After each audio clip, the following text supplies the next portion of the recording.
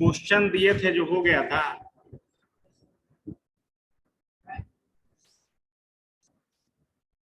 ठीक है, लिखो तो अगला topic, impact of population explosion. Explosion मतलब समझते हो क्या होता है? एक्सप्लोजन मतलब अचानक जनसंख्या का विस्फोट हो जाना, समझे ना? तो क्या क्या हो सकता है अगर जनसंख्या बहुत ज्यादा बढ़ जाए, तो क्या क्या नुकसान हो सकता है, समझ गए ना? तो लिखिए तो topic, impact of population explosion, EXPLOSION,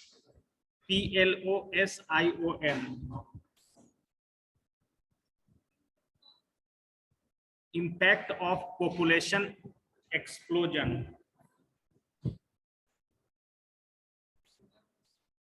EXPLOSION।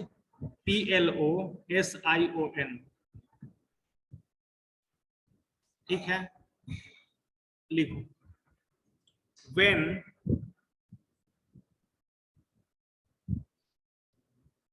population of a country or place increase suddenly, when population of a country or place increase suddenly,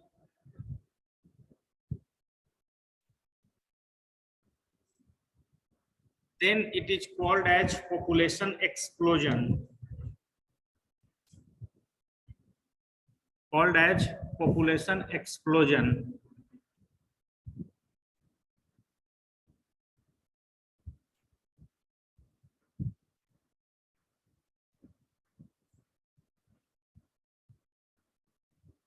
And following impact on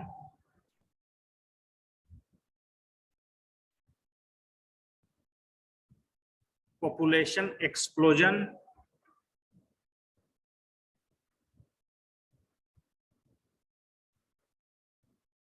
first लिखिए तो क्या इम्पैक्ट पड़ेगा। तो सबसे पहले क्या होगा, जैसे हेल्थ पे मान लेते हैं कि जैसे जनसंख्या कहीं का अचानक बढ़ गया, समझ गए ना? जैसे मान लो कि एक हम कॉलेज का ही एग्जांपल लेते हैं, मान लो कि यहाँ 100 बच्चों के बैठने का व्यवस्था है, अचानक से 500 बच्चा अगर आ जाए तो क्या होगा? बैठने में जगह नहीं मिलेगा, है कि नहीं? उसी तरह से मान लो कि हॉस्पिटल में बेड का व्यवस्था होता है, डॉक्टर का संख्या होता है, नर्सिंग प्रोफेशनल का संख्या होता है, लेकिन अचानक से किसी कंट्री का जनसंख्या एकदम विस्फोट हो जाएगा तो क्या होगा वहां पे? मतलब एकदम हेल्थ में एकदम हर एक कोई तबाही मचा देगा, है कि नहीं? तो फर्स्ट लिखिए तो ऑन हेल्थ, तो पहला लिखिए हेल्थ में, हेल्थ के अंदर अब लिखो, when population explosion is happened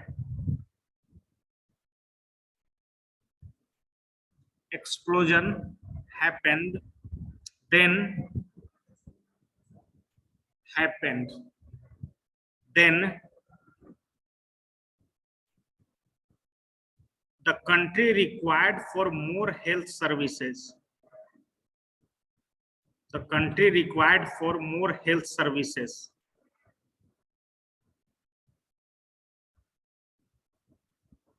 many water-borne disease also have health services के बाद लिखो water-borne disease also spread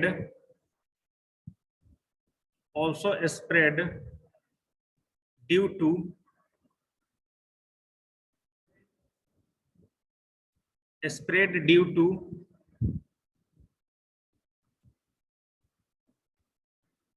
population explosion।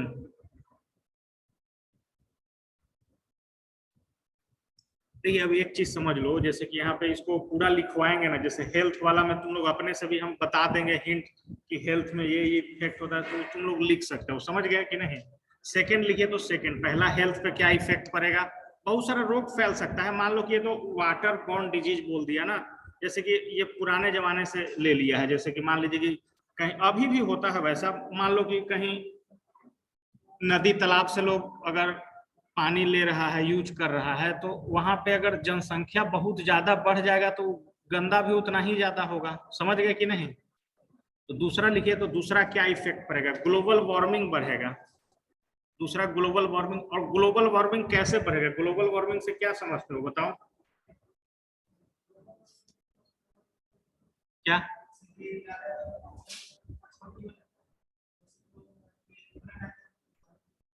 बिल्कुल, बैठिए। देखिए, ग्लोबल वार्मिंग में क्या है ना कि जैसे धरती का जो टेम्परेचर है वो दिन प्रतिदिन बढ़ता जा रहा है। ठीक है, तो इसका कारण तो पॉपुलेशन है, और पॉपुलेशन से पॉल्यूशन होता है, और पॉल्यूशन से ग्लोबल वार्मिंग हो रहा है। समझ गए ना? तो सेकेंड लिखो ग्लोबल वार्मिंग। और ग्लोबल वार्मिंग को तुम लोग को अच्छे से डिस्क्राइब करना है। समझ गए कि नहीं?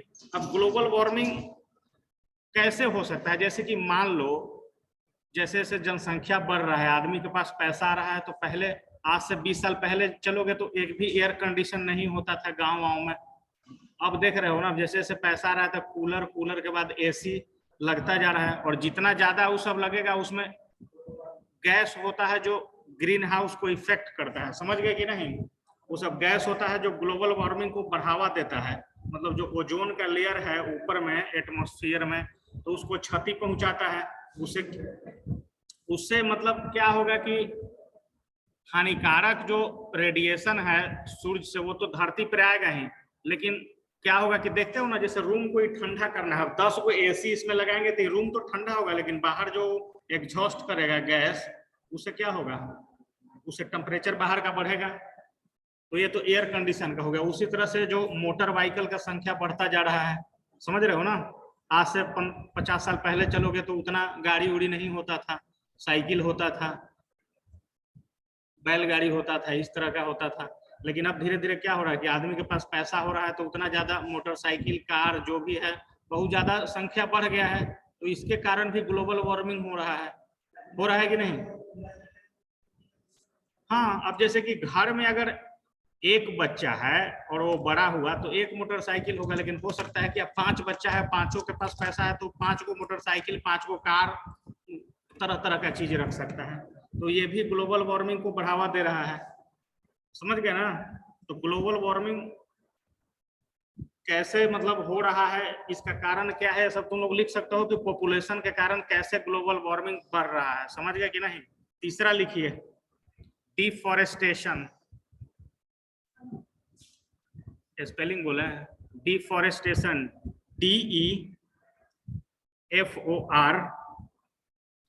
DEFOREST, फॉरेस्ट पहले लिख ले, FOREST, फॉरेस्ट लिख लिया ना, टी तक है। उसके बाद ATION, डिफॉरेस्टेशन। पहले DEFORESTATION। अब देखिए, डिफॉरेस्टेशन मतलब होता है कि पेड़ पौधा का ज्यादा कटाई हो रहा है। समझ गए कि नहीं? अब जैसे कि मान लो कि 15 साल पहले इस एरिया में हो सकता है कि एक भी बिल्डिंग नहीं होगा। समझ गए ना? लेकिन जैसे जैसे जनसंख्या बढ़ रहा है, स्कूल कॉलेज खुल रहा है, तो कहीं ना कहीं पेड़ पौधा काट ही के बना होगा। समझ गए कि नहीं? अगर पेड़ पौधा नहीं भी काटा होगा तो छोटा एग्रीकल्चर लैंड होगा, तो उस पर भी तो छोटा छोटा पेड़ होता ही है। समझे कि नहीं? तो जैसे जैसे जनसंख्या बढ़ेगा, पॉपुलेशन एक्सप्लोजन होगा, तो डिफॉरेस्टेशन भी बढ़ेगा।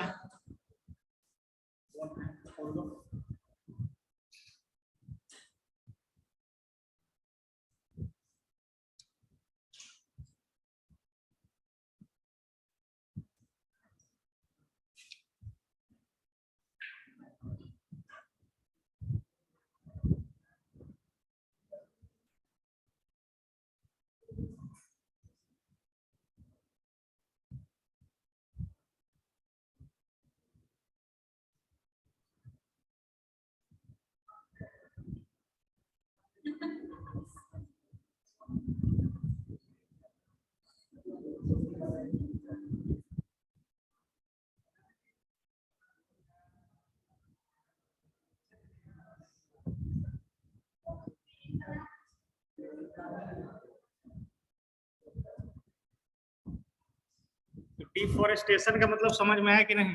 समझ में है? तुम बताओ तो, पीछे बताओ, क्या नाम है? उठो। क्या ग्लोबल वार्मिंग का मतलब क्या समझो?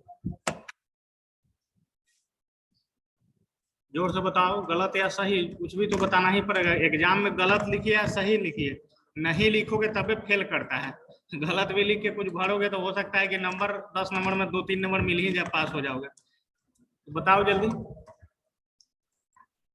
ग्लोबल वार्मिंग का मतलब क्या हुआ? नहीं आया समझ में?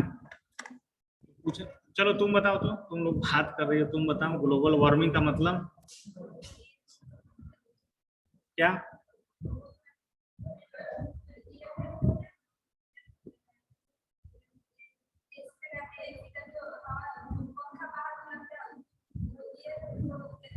देखिए ये सब तो है, लेकिन कॉमन उसमें क्या बोलोगे कि जैसे जैसे समय बीत रहा है, जनसंख्या बढ़ रहा है, तो क्या हो रहा है, अर्थ का जो टेम्परेचर है वो बढ़ रहा है। अर्थ के टेम्परेचर देखो, अब ग्लोबल वार्मिंग से क्या क्या हो सकता है। जैसे टेम्परेचर बढ़ेगा, जानते हो ना कि धरती पे हिमालय पर्वत ये सब क्या है, सब आइस है, समझ गए ना? पोल जानते होगे, नॉर्थ पोल साउथ पोल, वो सब खाली बर्फ का चादर बिछा हुआ। अगर धरती का टेम्परेचर बढ़ा तो सब पिघलने लगेगा, पिघलने लगेगा तो समुद्र का जल स्तर बढ़ जाएगा। समुद्र का मतलब एक दूसरे से सब रिलेटेड है। समुद्र का जल स्तर बढ़ जाएगा तो हो सकता है कि पूरा धरती में सुनामी उनामी आके पूरा दुनिया ही खत्म हो सकता है। हाँ सब आता है, समझ गए, तुम ठीक बोली, लेकिन उसको समझाओ, उसको नहीं समझ में आया, समझ में आया कुछ है? जैसे कोई कोई पूछेगा ना तो एक लाइन में इतना तो बताना है कि ग्लोबल वार्मिंग में धरती का टेम्परेचर क्या हो रहा है कि धीरे धीरे इंक्रीज कर रहा है। तो सबसे पहले तो यही ग्लोबल वार्मिंग है। उसका कारण तो पहला हम लोग तो जो कारण अभी पढ़ रहे हैं उसका कारण पॉपुलेशन पढ़ रहे हैं। पॉपुलेशन के कारण पॉल्यूशन होगा। पॉल्यूशन मतलब जानते हो ना, प्रदूषण, जो गंदगी फैलाते हैं, जो धुआं निकल रहा है, ये हो रहा है फैक्ट्री से, ऑटोमोबाइल से, कार से, स्कूटर से, जो भी है, ये सब कारण है। एसी फ्रिज जो भी हम लोग चल, सब नुकसान कर रहा है इन्वायरमेंट को, इतना जान लीजिए। जितना सुख सुविधा का सामान है वो हर एक चीज इन्वायरमेंट को नुकसान पहुंचा रहा है। और हो सकता है कि अगर एक लिमिट तक तो चलो सही है कि उसका भरपाई हो सकता है।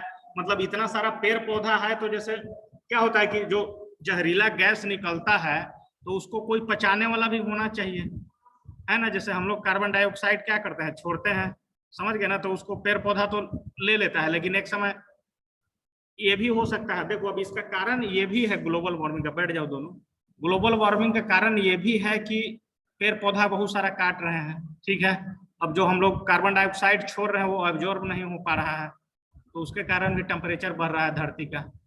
समझ गए कि नहीं? चलिए अब थोड़ा सा ग्लोबल वार्मिंग का चर्चा हो गया ना, तो थोड़ा सा बताया जाए कि एक्चुअल में होता क्या है, ठीक है ना?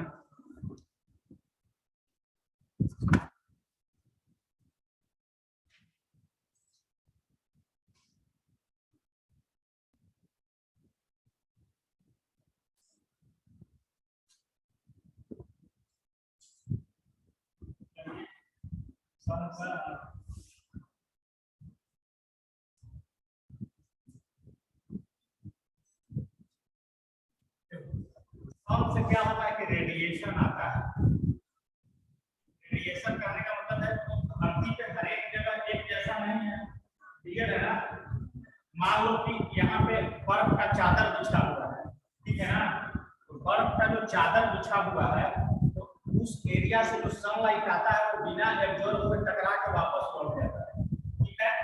चलिए अब ये जमीन वाला और पानी वाला पार्ट आ गया, ये आइस वाला पार्ट था, ये मान लो कि वाटर है ना, 75% क्या है वाटर, और ये आ गया लैंड वाला पार्ट। तो इसमें क्या होगा कि जैसे रेडिएशन आया उसको एब्जॉर्ब कर लेगा, समझ गया ना? उसको एब्जॉर्ब कर लेगा, और यहाँ पे एटमॉस्फेयर बना हुआ है। हर एक जगह में अपना अपना एटमॉस्फेयर है। जैसे कि है ना, ऊपर आकाश जो देखते हो ना, तो समझो कि तुम्हारा एटमॉस्फेयर है। तो कोई भी चीज अगर रेडिएशन यहाँ पे आएगा, ठीक है, वो पानी हो या कुछ भी हो, तो ये टकरा के फिर वापस जाना चाहिए। आइस से तो टकरा के 100% वापस चला गया, क्योंकि उसके ऊपर जहाँ पे आइस होगा ना, ज्यादा जमा होगा, तो वहां का आकाश देखोगे तो एकदम साफ रहेगा, कोई वहां पे चीज नहीं रहेगा उस तरह का। लेकिन जो वाटर और जमीन वाला एरिया है तो वहां एटमॉस्फेयर बना हुआ है, तो यहाँ से जो रेडिएशन सन से आ रहा है वो टकरा के तो वापस जा रहा है, तो कुछ कुछ ऐसा गैस होता है ना, जैसे बाकी चीज तो रेडिएशन निकल जाएगा टकरा के, मान लो 70% निकल गया, लेकिन जो 30% जो जहरीला गैस ये सब है ना उसको एब्जॉर्ब कर ले रहा है, वो सब ऐसा है कि उसको ये जो एटमॉस्फेयर बना हुआ है वो क्रॉस नहीं करने देगा, समझ गए कि नहीं? क्रॉस नहीं करने देगा तो इतना एरिया में टेम्परेचर धीरे धीरे बढ़ने लगेगा, समझे कि नहीं? तो वही होता है ग्लोबल वार्मिंग।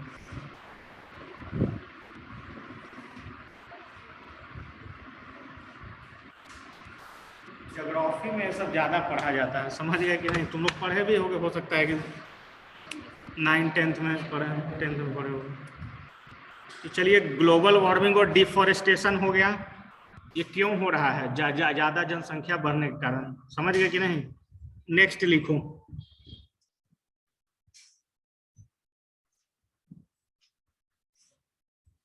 अच्छा, कोई पूछेगा कि ज्यादा जनसंख्या बढ़ने के कारण बाढ़ कैसे आ सकता है, फ्लड कैसे आ सकता है, फ्लड कैसे आ सकता है बताइए?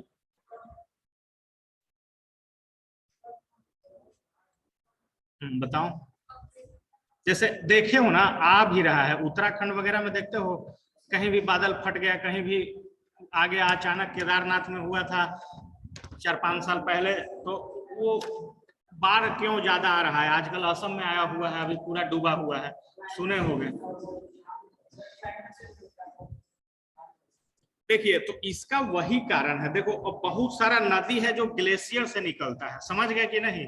ग्लेशियर, गंगा नदी, यमुना, ये सब सुने होंगे, ग्लेशियर से निकलता है, बर्फ पिघलता है तो उससे निकलता है। और अगर टेम्परेचर ज्यादा बढ़ गया, ज्यादा गर्मी पड़ने लगेगा तो क्या होगा? बर्फ कंटिन्यू पिघलता रहेगा, जरूरी नहीं है कि बारिश हो तब फ्लड आ जाएगा, बिना बारिश के भी फ्लड आ सकता है, समझ गए कि नहीं? तो ये सब ग्लोबल वार्मिंग से ही रिलेटेड है, समझ गए?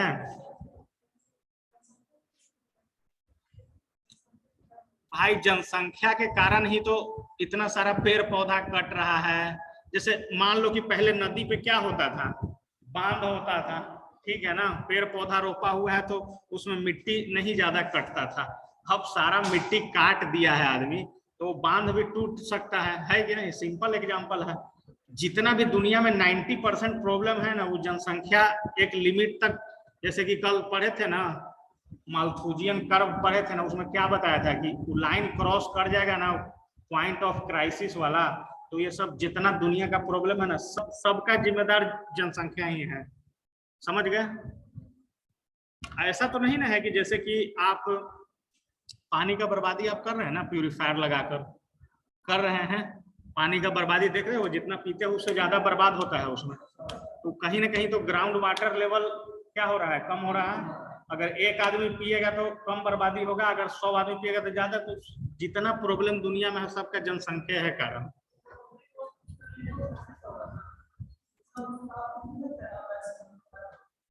देखो, तो यही चीज ने बोल रहे हैं, बैठो, नेचर क्या होता है कि अपने आप को बैलेंस करना भी जानता है, समझ गए कि नहीं? ज्यादा अति कीजिएगा तो एक ही बार में सुनामी आएगा, पूरा मुंबई खत्म हो जाएगा। नेचर अपने आप को बैलेंस कर लेता है। मालथूजियन कर्व में भी यही बताया गया है कि ज्यादा जनसंख्या बढ़ा तो या तो नेचुरल डिजास्टर आ जाएगा, एकदम पूरा भयंकर भूकंप बाढ़ उड़ा के पूरा दुनिया खत्म हो सकता है, या वार हो जाएगा एक दूसरे कंट्री में, तभी जनसंख्या नियंत्रण हो सकता है। तो नेचर अपने आप को बैलेंस कर लेता है। हर एक 100 साल में देखोगे कि ये कोरोना टाइप का पेंडेमिक हर एक 100 साल में आ रहा है। उसके पहले भी हैजा, कॉलरा वगैरह आया था 1920 के आसपास, देखोगे तो सर्च करके, तो उस समय भी बहुत लोग मरे थे। कोरोना में नहीं मरा क्योंकि अब क्या है कि मेडिकल फैसिलिटी थोड़ा बढ़ गया है, टेक्नोलॉजी का जमाना आ गया है, आदमी आइसोलेट हो सकता है। पहले जमाना में आदमी पढ़ाई लिखाई भी उतना नहीं किया था, उसको इस सब का मतलब कहाँ पता था कि आइसोलेशन क्या होता है, सैनिटाइजेशन क्या होता है, समझ गए कि नहीं? पहले तो आदमी मिट्टी से हाथ धोता था, जमाना कहाँ से कहाँ डेवलप हो गया है, तो उतना इफेक्ट। तो यही तो कारण भी है ना, मतलब जनसंख्या बढ़ रहा है तो उसका एक कारण तो ये भी है कि मतलब बर्थ रेट ज्यादा है, डेथ रेट कम है, समझ गए कि नहीं? तो इसके लिए क्या होना चाहिए? इसके लिए गवर्नमेंट का पॉलिसी होना चाहिए, फैमिली वेलफेयर प्लानिंग का, समझ गए कि नहीं? चाइना में लागू है, 1 से ज्यादा बच्चा आप नहीं ले सकते हैं। भारत चाइना को हमको लगता है कि 2022 में क्रॉस कर चुका है, समझे कि नहीं? चाइना को क्रॉस कर गया जनसंख्या के मामले में। जनसंख्या का गिनती होने वाला है इस साल, हो जाएगा शायद दिसंबर तक। अभी इंडिया का 2000 हर 10 साल पे भारत में जनसंख्या गिनाता है, समझे कि नहीं? 2011 में भारत का जनसंख्या 125 करोड़ था। यूपी में नहीं लागू हुआ, अभी बिहार में लागू हुआ है। बिहार में अभी कास्ट बेसिस पे जनसंख्या बिहार लागू किया सबसे पहले, अभी बाकी कोई नहीं अभी किया। तो लिखिए, तो ये तो हेल्थ पे क्या इफेक्ट हुआ पॉपुलेशन एक्सप्लोजन का। सेकंड लिखो तो, on social condition, effect of population explosion on social condition. हाँ, इसी में है, सब एक ही क्वेश्चन का पार्ट है। पहला तुम कैसे लिखोगे?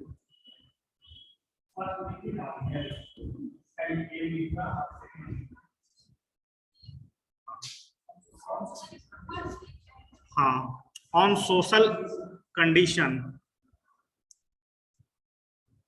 तो देखिए इसमें क्या क्या दिया हुआ है। पहला चीज दिया हुआ है ऑन सोशल कंडीशन में ए करके लिखना, ए स्मगलिंग बढ़ेगा। स्मगलिंग बताते हैं क्या होता है स्मगलिंग। दूसरा बी करके लिखो, बेगड़ी मतलब जानते हो ना, भीख मांगने वाले की जनसंख्या बढ़ जाएगा। स्मगलिंग का spelling SMUGGLING,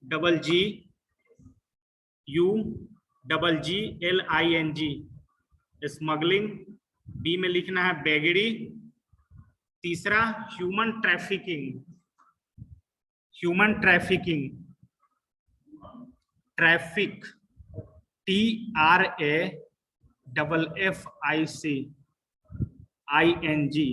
human trafficking. Traffic के बाद किंग लगा देना है उसमें, KING। तो चलिए तीनों चीज का मतलब समझिए, ठीक है ना। ह्यूमन ट्रैफिकिंग का मतलब जानती हो क्या होता है? जैसे किसी को किडनैप करके उसका किडनी लीवर निकाल के और दूसरे में लगा देगा, समझ गए ना। जैसे कि देख ही रहे हो कि ज्यादा जनसंख्या बढ़ रहा है, जैसे भारत में तो नहीं उतना हो रहा है, लेकिन दुनिया के जितना डेवलप कंट्री है ना, उसमें बहुत ज्यादा ये ह्यूमन ट्रैफिकिंग का केस बढ़ा हुआ है, क्योंकि उतना लोग बीमार पड़ रहा है। और जिसके पास पैसा है, अब यहाँ तो मान लो कि अनाथालय खुला हुआ है, ये सब है, मतलब हर एक जगह रहता है, लेकिन मान लो कि उस आदमी को रखने वाला कोई नहीं है, तो क्या करेगा? उसको ले जाएगा, बहला फुसा के उसको हॉस्पिटल में ले जाके लीवर किडनी निकाल के दूसरे में ट्रांसफर कर देगा, पैसा से बेच देगा। वही ट्रैफिकिंग हो रहा है, ह्यूमन का ट्रैफिकिंग। तो जितना ज्यादा पॉपुलेशन बढ़ेगा उतना ज्यादा ये सब रोग होगा और उतना ज्यादा इस तरह का चीज होगा। तो तुम लोग को ये सब क्यों पढ़ाया जा रहा है? क्योंकि ये सब चीज जानिए कि क्या हो रहा है जनसंख्या नियंत्रण। क्योंकि आगे चल के कोई हॉस्पिटल वगैरह में जाएगा, या कोई जरूरी थोड़ा है कि तुम लोग हॉस्पिटल में ड्यूटी करो। बहुत सारा गवर्नमेंट का ऐसा चीज होता है जहाँ पे नर्सिंग प्रोफेशनल को रखा जाता होगा, समझ गए कि नहीं? तो ये सब चीज जानते रहोगे तब समझ में ही आएगा। मान लो कि कहीं कॉन्फ्रेंस में गए भाग लेने, वहां पे ये सब के बारे में आ गया कि ह्यूमन ट्रैफिकिंग, स्मगलिंग, ये सब क्या है, तो सब समझ में आना चाहिए। स्मगलिंग अब क्या हो गया? स्मगलिंग वही हो गया कि मतलब नशीला पदार्थ को बेचना, समझ गए कि नहीं? चोरी छुपे जो प्रतिबंधित चीज है उसको बेचना है तो उसको स्मगलिंग बोलते हैं। और तीसरा तो बेगड़ी, सिंपल सा चीज है, अगर ज्यादा जनसंख्या बढ़ेगा, गरीबी होगा, तो भीख मांगने का नौबत भी आ सकता है, और हो रहा है। जाइए, पटना गए हो कि नहीं? पटना गए हो, महावीर मंदिर देखे होगे, स्टेशन पे उतर गए, बहुत ज्यादा जनसंख्या में भीख मांगने वाला लोग रहता है। तो ऐसा नहीं है, सब हाथ पांव सही है उसका, लेकिन है ना, पढ़ा लिखा नहीं, अच्छा शिक्षा नहीं ग्रहण किया, उसको लगता है कि वही चीज से अच्छा पैसा आ जाएगा। हाँ, आदत लग जाता है, जैसे कि आदत लग जाता है।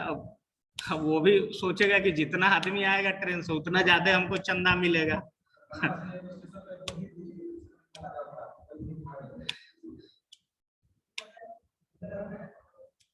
चलिए अब तीसरा लिखिए।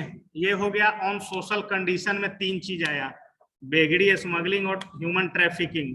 तीसरा लिखो on economical condition, on economical condition. हाँ हाँ, ABC करके। पहला हेल्थ था, दूसरा सोशल कंडीशन था, तीसरा ऑन इकोनॉमिकल कंडीशन। तो पहला चीज क्या आएगा, अनएम्प्लॉयमेंट का जो आज कारण है क्या है, बहुत ज्यादा जनसंख्या एक्सप्लोजन। तो पहला लिखिए अनएम्प्लॉयमेंट।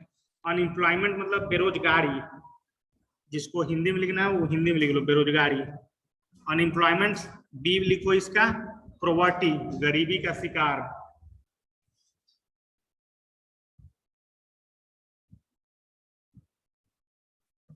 तो ही है मेनली, समझ गए ना।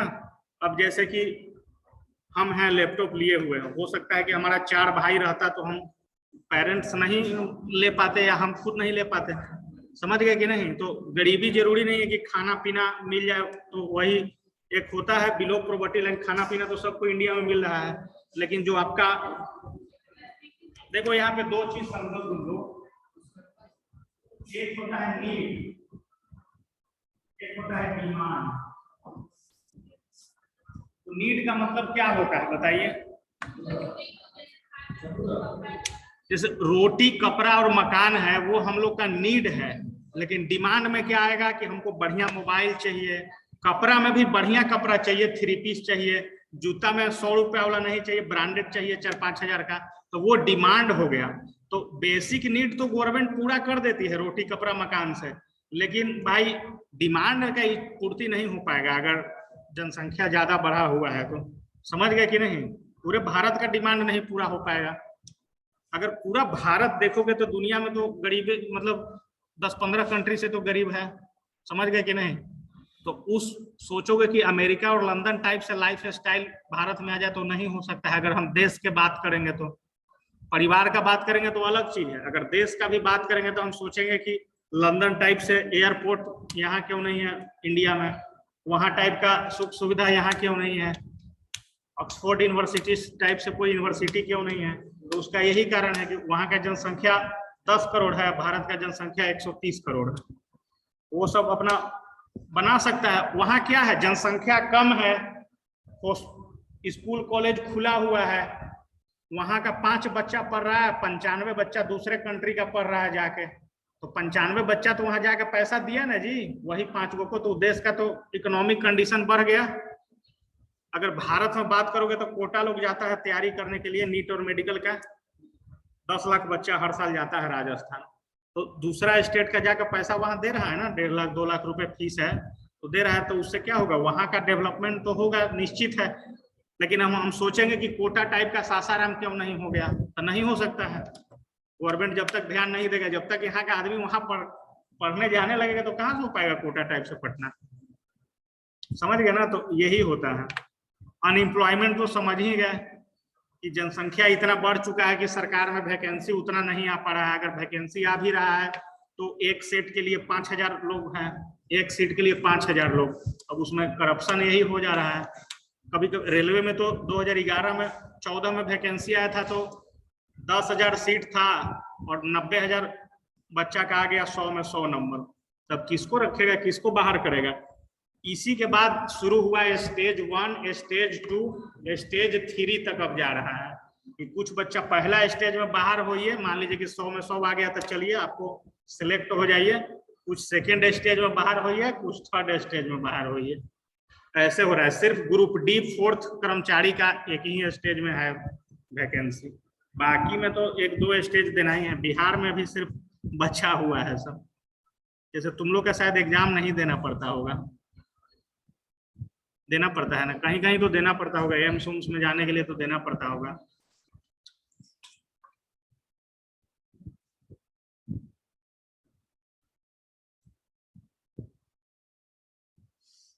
तो ये टॉपिक हो गया, अब नेक्स्ट टॉपिक लिखा जाए।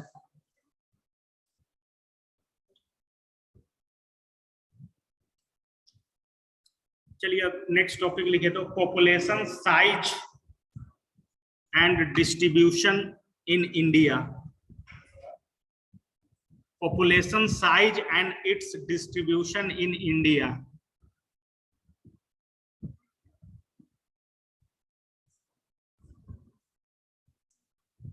Population size and it's distribution in India. अच्छा ये चीज बताओ, भारत जनसंख्या के दृष्टिकोण से पूरे वर्ल्ड में कैमा स्थान पर आता है? सेकंड पे आता है। और क्षेत्रफल के दृष्टिकोण से एरिया वाइज 7 नंबर पे आता है। समझ गए ना? तो पूरे लिखिए इसमें कि India contribute 17% of total global population. ठीक है, India contribute 17% to total global population. इसका मतलब क्या हुआ कि अगर वर्ल्ड में 100 आदमी है तो उसमें 17 आदमी भारत में रह रहा है। समझ गए ना? अगर भारत का जनसंख्या 130 करोड़ है तो पूरा दुनिया मतलब 17% लोग पूरे वर्ल्ड का इंडिया में रह रहे हैं। जैसे कि देखिए लगभग इसका अंदाजा लगा सकते हो, पूरा दुनिया में कितना हो जाएगा? 20% के आसपास है ना जी। तो पूरा दुनिया में 525 करोड़ के आसपास जनसंख्या है, जिसमें 125 करोड़ लोग यहीं रह रहा है। समझ गए ना? सबसे ज्यादा जनसंख्या भारत में किस स्टेट का है? ये भी सब आ सकता है क्वेश्चन। समझ गए कि नहीं? बताइए किसका हो सकता है सबसे ज्यादा जनसंख्या किस स्टेट का? समझ गए ना? तो लिखो Uttar Pradesh is the highest populated state in India. Uttar Pradesh या U.P भी लिख सकते हो। UP is the highest populated state in India.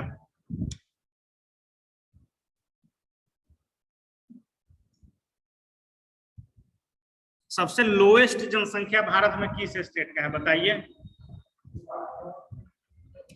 Sikkim. Sikkim have the lowest populated state in India. तो ये सब याद रखना है। समझ गए ना? तो ये स्टेट हो गया। अगर एक होता है स्टेट, एक होता है यूनियन टेरिटरी। यूनियन टेरिटरी मतलब बोलते हैं केंद्र शासित प्रदेश। समझ गए ना?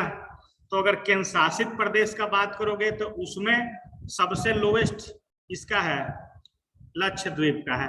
लक्षद्वीप केरल के उधर थोड़ा सा है, कभी भी डूब सकता है। सुनामी उनामी आएगा तो खत्म हो सकता है पूरा, मतलब खत्म मत। वहां सिर्फ 60,000 लोग रहता है, 60-70 हजार लोग समझ सकते हो लक्षद्वीप में। अंडमान एंड निकोबार आइलैंड में तो थोड़ा ज्यादा रहता है। क्या? अरे सबसे बड़ा तो इंडियन टेरिटरी में दिल्ली हो गया तुम्हारा। दिल्ली भी तो केंद्र शासित प्रदेश है। तो सबसे बड़ा और सबसे छोटा याद रखना है, बीच का नहीं याद रखना है।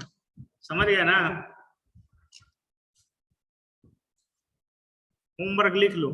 इंडिया का पूरा स्टेट और उसका कैपिटल का नेम और यूनियन टेरिटरी और उसका कैपिटल का नेम कर लिख के लाना है विथ पॉपुलेशन। समझ गया ना? वहाँ एजुकेशन का क्या स्थिति है, मैन का कितना % एजुकेटेड है, वुमेन का कितना % एजुकेटेड है। कल का होमवर्क यही है। Yes, A state, union territory and it's capital with population,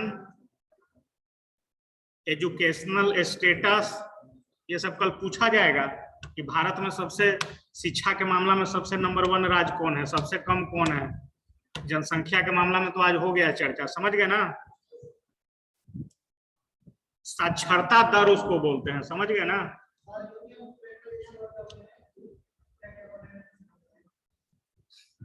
state comma union territory with its capital लिख के लाना है और क्या। और वहां पे उसका पॉपुलेशन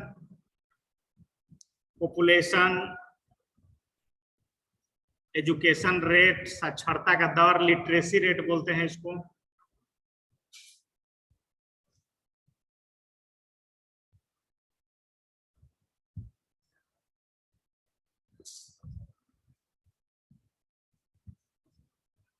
चलो अब लिखो तो some important term. Next topic अब है some important term used in population calculation,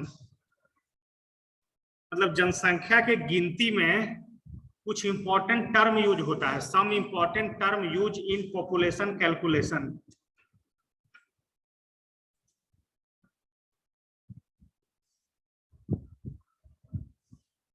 चलिए, तो पहला चीज तो आ गया वही कि बर्थ रेट क्या होता है और डेथ रेट क्या होता है। तो बताइए, बर्थ रेट और डेथ रेट क्या होता है, बताओ। देखो क्या होता है ना कि पूरे साल में 1000, मतलब एक साल में 1000 में कितना बच्चा जन्म ले रहा है, समझ गए ना। लिखो बर्थ रेट, पहले लिखो तो birth rate, the number of children born, the number of children born per thousand people in a year, जैसे कि मान लीजिए, ठीक है ना, कोई गांव है, ठीक है ना, कोई गांव है, उसका जनसंख्या 1000 है। गांव का जनसंख्या कितना है, 1000 है। अगर वहां पे 100 बच्चा अगर पैदा लिया साल भर में, तो उसका बर्थ रेट कितना हो गया, 10%, समझ गए ना। 50 बच्चा पैदा लिया तो 5%, समझ गए ना। तो पर 1000 में गिनना है, पर 1000 में कितना लोग जन्म ले रहे हैं उसको बर्थ रेट, और पर 1000 में कितना लोग मर रहे हैं उसको डेथ रेट। तो नीचे लिखो डेथ रेट। अब हो सकता है ना तुम लोग नर्स का काम करो और जनसंख्या गिनने का काम तुम ही लोग को मिल जाए, हो सकता है कि नहीं। और जरूरी नहीं है कि ये जनसंख्या गिनते समय, तो हर साल को डाटा मतलब कलेक्ट करना रहता है जाके घूम घूम के, तो हो सकता है तो ये सब आना चाहिए। तो डेथ रेट लिखिए, the number of people died पर 1000 people in a year, the number of people died, DIED, the number of people died per 1000 people in a year। ये हो गया बर्थ रेट और डेथ रेट। इसमें कोई दिक्कत किसी को, समझ गए ना। अब चलो, भारत में जितना भी जनसंख्या है ना उसको 3 ग्रुप में डिवाइड किया गया है। पहला लिखिए, the total population in India, the total population in India divided into 3 group। total population in India divided into 3 group। First लिखो चिल्ड्रेन। जनसंख्या गिनने जा रहे हैं तो चिल्ड्रेन में कौन कौन किसको किसको काउंट करना है। पहला चिल्ड्रेन बिलो 15 ईयर एज, मतलब 15 साल से नीचे का जो भी बच्चा बच्ची होगा वो सब किस में काउंट होगा, चिल्ड्रेन में, समझ गए, चिल्ड्रेन। सेकेंड लिखिए वर्किंग एज, मतलब काम करने वाले लोग, वर्किंग पॉपुलेशन। 15 से लेके 59 ईयर, 59, 15 से लेके और 59 तक, समझ गए ना। ये किस में आ गया, वर्किंग ग्रुप में आ गया। तीसरा लिखिए सीनियर सिटीजन का नाम सुनते होंगे तुम लोग, सीनियर सिटीजन का नाम सुने होंगे ना। तो क्या होता है 59 एंड एबव, अगर एक दिन भी बढ़ गया 59 ईयर के बाद तो वो किस में आएगा, सीनियर सिटीजन में आएगा। सीनियर सिटीजन कहने का मतलब क्या है, ऐसा मान के भारत सरकार चलती है कि ये लोग काम करने में सक्षम नहीं है, उनको रिटायर कर दिया जाता है जबरदस्ती। अब तो और धीरे धीरे घटने वाला है, शायद 58 साल में ही हो जाएगा। तो senior citizen 59 year and above, समझ गए ना। तो कहीं भी अगर जनसंख्या का गिनती हो रहा है तो यही 3 लोग का होगा। मेल फीमेल तो अलग होगा, लेकिन चिल्ड्रेन में ही वो सब लिस्ट बना हुआ रहता है, सब डाटा बना हुआ रहता है। तो चिल्ड्रेन में मेल फीमेल होगा, उसमें 15 ईयर से नीचे वाला। वर्किंग पॉपुलेशन में 15 से लेकर 59 तक, और 59 से ज्यादा हुआ तो वो सीनियर सिटीजन में काउंट होगा।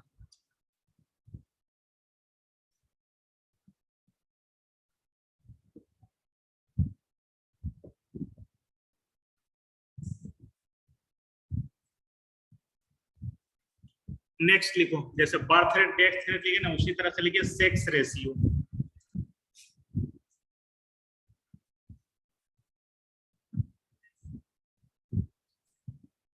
सेक्स रेशियो तो इसमें लिखो तुम। देखो इसमें क्या है ना कि 1000 मेल पे कितना फीमेल है वहां पे, वो क्या होता है, सेक्स रेशियो होता है उस जगह का। समझ गए? तो लिखिए तो इसमें the sex ratio of population is, the sex ratio of population is determined by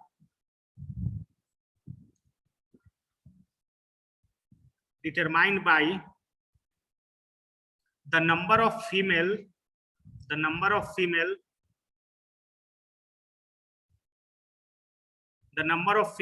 for every 1000 male, number of female for every 1000 male। देखो जैसे कि क्या, नहीं अभी भारत में भी 1000 अगर मेल है तो 960-70 इस तरह के आसपास में फीमेल चलता है। समझ गए ना? सबसे ज्यादा 1000 मेल में फीमेल सबसे ज्यादा केरला में है, सबसे कम हमको लगता है कि कहाँ, राजस्थान हरियाणा साइड में होगा।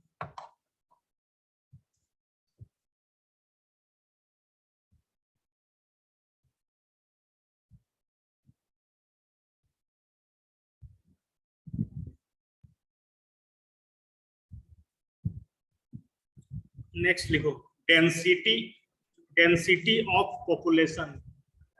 Density of population, density of population. Density क्या होता है, कोई बताएगा? डेंसिटी साइंस पढ़े होगे तो डेंसिटी जानते होगे। हाँ बताओ क्या। हाँ सही है, बिल्कुल ठीक है। बैठ लिखो population density is measurement of population density is measurement of population density is measurement of population per unit volume और पर यूनिट एरिया, मतलब पर यूनिट एरिया ही चलेगा, यहाँ वॉल्यूम काट देना। Population density is the measurement of population per unit area. अब किसी geographical area में कितना लोग रह रहे हैं, जैसे कि फिक्स एक टर्म होगा, मान लो कि 1 माइल ऐसे चलता है या 1 किलोमीटर, ठीक है, तो 1 किलोमीटर में कितना आदमी रह रहा है, तो उससे उसका क्या निकलेगा, पॉपुलेशन डेंसिटी निकलेगा। तो पॉपुलेशन डेंसिटी सबसे ज्यादा किस स्टेट का है, बिहार का है। समझ गया ना? जनसंख्या में भले यूपी नंबर 1 पे है, लेकिन समझ रहे हो ना, कम एरिया में सबसे ज्यादा लोग कहाँ रह रहे हैं, बिहार में रह रहे हैं। तो सबसे ज्यादा गरीब लोग भी बिहार में है।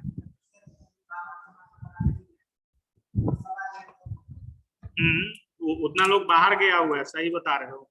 जैसे कि अभी बता रहा था ना, हो सकता है कि बिहार का आदमी पूरा वर्ल्ड में है, समझो कि, समझे कि नहीं। जैसे लक्षद्वीप क्या था, लक्षद्वीप में 60,000 वहां का मूल निवासी होगा, हो सकता है कि 30,000 बिहार का आदमी वहां रह रहा होगा। मतलब 4th ग्रेड वर्कर से लेके हायर पोजीशन पे बिहार का मिल जाएगा तुमको। भारत के किसी भी कॉलेज में पढ़ने जाओ, यहाँ कोई आया है दूसरे स्टेट से पढ़ने, हो सकता है कि यूपी झारखंड से कुछ लोग आते होंगे, लेकिन उसके अलावा तो नहीं आता होगा। लेकिन तुम भारत के किसी भी कोना में किसी भी कॉलेज में चल जाओ, इधर असम गुवाहाटी से लेके इधर तुम चल जाओ राजस्थान, इधर चल जाओ केरल हैदराबाद, हर एक जगह हमको तो लगता है कि कहीं कहीं मोर देन 50% बिहार का स्टूडेंट मिल जाएगा। हम जैसे कि जहाँ मध्य प्रदेश रहते थे, तो हम सोचते थे कि छठ उठ वहाँ उतना धूमधाम से नहीं होता होगा।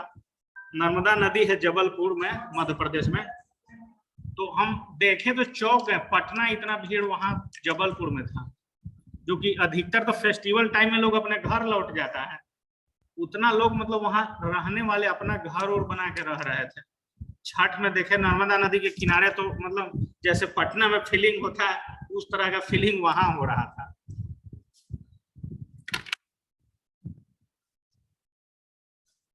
इसका कारण क्या है बताइए, कारण क्या है? बिहार के इतना लोग उतना जगह पे फैल गया, इसका कारण क्या है बताइए? इसका बताओ, तुम बताओ कारण क्या है? बिहार से बाहर लोग क्यों जाना चाहते हैं? इसका कारण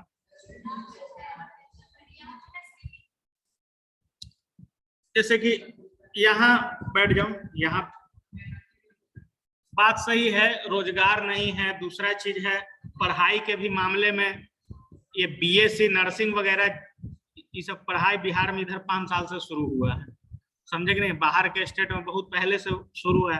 यहाँ सिर्फ एएनएम होता था कोर्स, एएनएम जीएनएम ये सब, और सरकारी स्कूल कॉलेज में होता था कुछ कुछ पढ़ाई एएनएम जीएनएम, लेकिन प्राइवेट स्कूल का उतना मान्यता सरकार नहीं दिया था, इसलिए भी लोग मतलब पढ़ाई का भी व्यवस्था नहीं है, तभी तो लोग कोटा दिल्ली जा रहा है, समझे कि नहीं?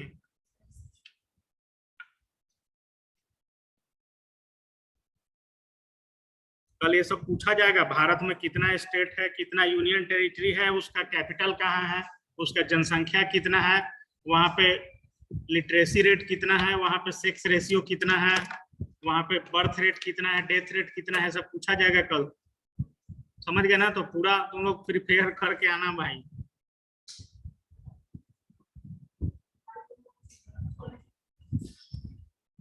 क्या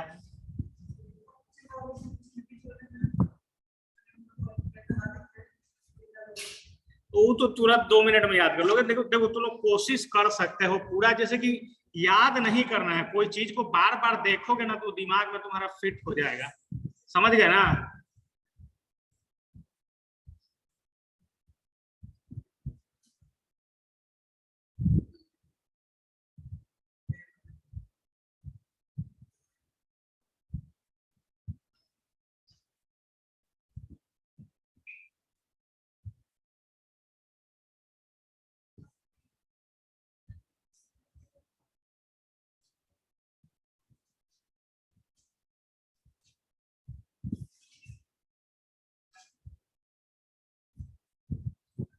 जो बर्थ रेट लिखे हो उसका एक और नाम है, उसको बोलते हैं नेटिलिटी रेट। एन ए लिख लो, उसके बगल में ये लिख लो, हो सकता है कि इस नाम से भी कोई पूछ दे। NATA, हाँ नेटिलिटी, NATALITI, और डेथ रेट को मोर्टेलिटी बोलते हैं, MORTALITY, मोर्टेलिटी और नेटिलिटी, समझ गया ना?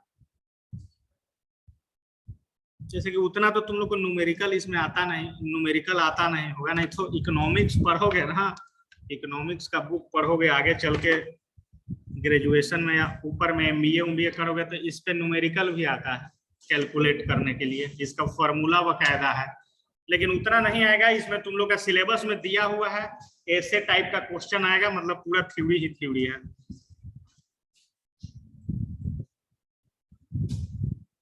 नेक्स्ट टॉपिक लिखिए तो थोड़ा सा लास्ट आज का, family welfare programme in India, family welfare programme in India,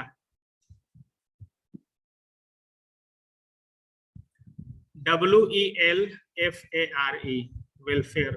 बहुत लोगों को प्रोग्राम का स्पेलिंग भी नहीं आता होगा, हमको तो लगता है जहां तक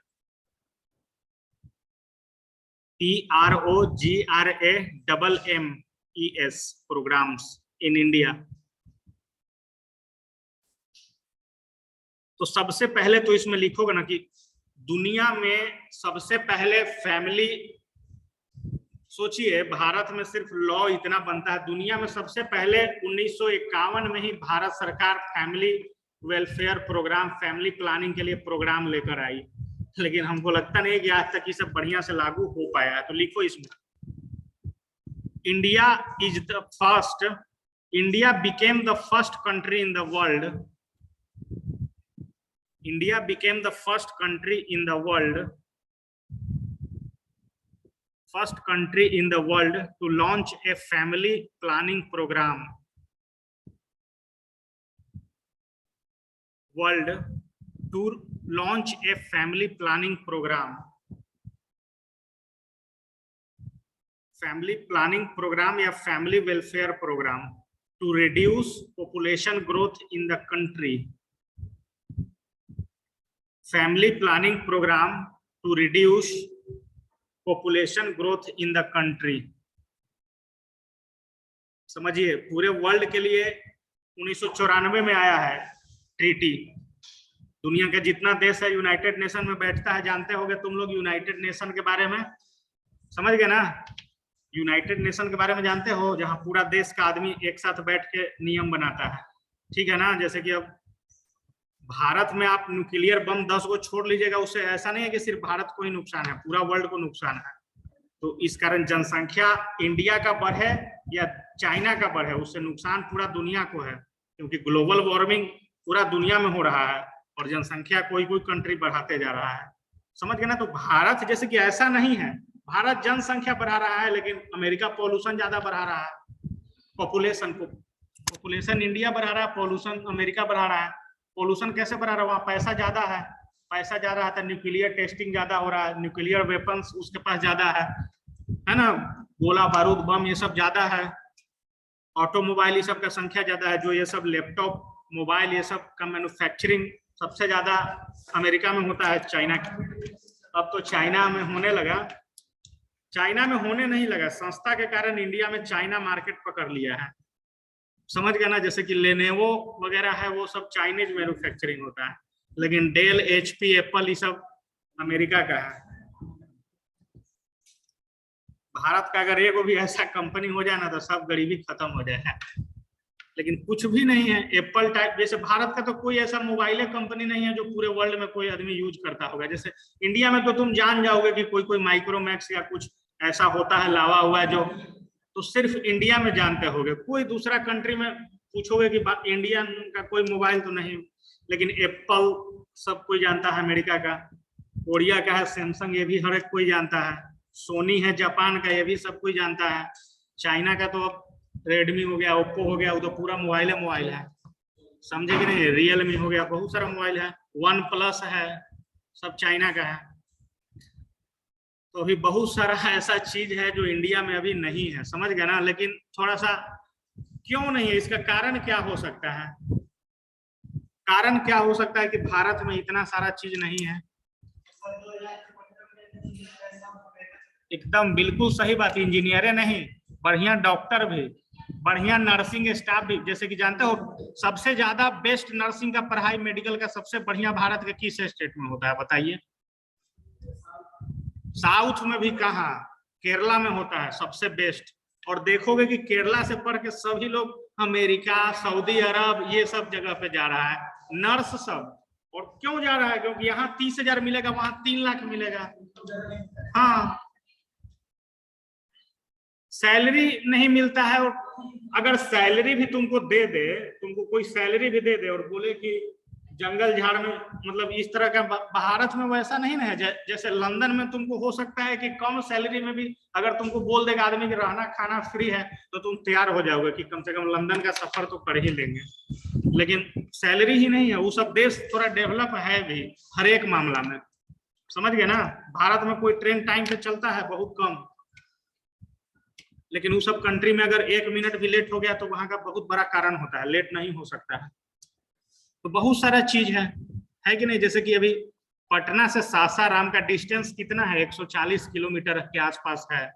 अगर यही चीज हम जापान में रहते तो आधा घंटा में, चाइना में भी अब बुलेट ट्रेन चलता है, आधा घंटा में हम यहाँ से पढ़ाते, 12 बजे यहाँ से निकलते, मान लो कि 10 मिनट स्टेशन जाने में लगता है, और आधा घंटा में हम 1 बजे पटना पहुंच जाते हैं अपने घर। लेकिन यहाँ उतना पॉसिबल नहीं है, समझ गए कि नहीं? मात्र 140 किलोमीटर भी पॉसिबल नहीं है। अगर ट्रेन है भी तो टाइम पे नहीं है, हर 1 घंटा नहीं है, बस है भी तो 4-5-6 घंटा लगेगा। तो ये सब है इस देश में। तो उसको बनाने वाला भी तो कोई होना चाहिए ना। जैसे कि जितना बढ़िया लोग है सब बाहर भाग जा रहा है, साइंटिस्ट है नासा में चला गया, डॉक्टर है, जैसे एमबीबीएस कोई किया होगा तो पूछना सबसे दुनिया का टफ एग्जाम क्या होता है? यूएस असेंबली का एग्जाम होता है, समझ गए ना? मेडिकल वहाँ जॉब करना है ना, हमको लगता है कि नर्सिंग में भी जॉब करना है तो वहाँ एग्जाम ये वाला पास करना होता है, समझ गए ना। ऐसा नहीं है कि अमेरिका में आप जाइएगा आपको रख लेगा नौकरी पे, टैलेंट होना चाहिए, समझ गए ना। टैलेंट वो एग्जाम लेता है, दुनिया में सबसे टफ एग्जाम में गिना जाता है, यूएस, लंदन और फिर ये दुबई सऊदी अरब का, तीनों जगह एग्जाम देके होता है। तो एग्जाम पास करेगा उसी को रखता है। ऐसा नहीं है कि कोई भी आदमी गया और कैसे बिहार से लोग घोड़ा उठाया सीधा चला गया, जम्मू कश्मीर में आजकल तो चल जा रहा है, देख रहे हो ना, जम्मू कश्मीर में भी गोली वोली मार रहा है तो बिहार का निकल जा रहा है और दूसरा स्टेट का नहीं, बिहार का निकल जा रहा है, क्योंकि हर एक जगह बस गया है बिहार का आदमी जाके। हाँ, लेकिन अमेरिका में आप नहीं जा सकते हैं। पहली चीज, अमेरिका जाने के लिए तो ग्रेजुएट भी होना जरूरी है, समझे कि नहीं। ग्रेजुएट होना जरूरी है। अगर काम नहीं भी करना है, तुम अगर वहां जॉब करते हो, ठीक है, तुम्हारा शादी हो चुका रहेगा, किसी का वाइफ को लेके जाना होगा, किसी को अपना हस्बैंड को लेके जाना होगा, तो जब तक वो ग्रेजुएट नहीं है ना, आप नहीं जा सकते हैं उनको लेके। आपको वीजा पासपोर्ट नहीं इशू किया जाएगा। क्यों नहीं इशू किया जाएगा? और दूसरा चीज, इंग्लिश लैंग्वेज का टेस्ट निकालना पड़ेगा उनको, टफेल का एग्जाम होता है, टेस्ट फॉर इंग्लिश लैंग्वेज। दो चीज पास करेंगे तब वहाँ वीजा और पासपोर्ट। पासपोर्ट तो इंडियन गवर्नमेंट बना देगा, लेकिन वीजा नहीं तुमको मिलेगा अमेरिका में रहने का। तो उसके लिए इंग्लिश भी जरूरी है भाई, और इंग्लिश टफेल का एग्जाम होता है। देखोगे अगर वहाँ चपरासी के नौकरी भी करने जा रहा है ना, वहाँ झाड़ू पोछा भी करने जा रहा है, तो टफेल के एग्जाम बिना पास के नहीं जा सकता, और ग्रेजुएट होना ही चाहिए। समझ गया कि नहीं? तो ठीक है, आज का क्लास इतना ही तक रहेगा।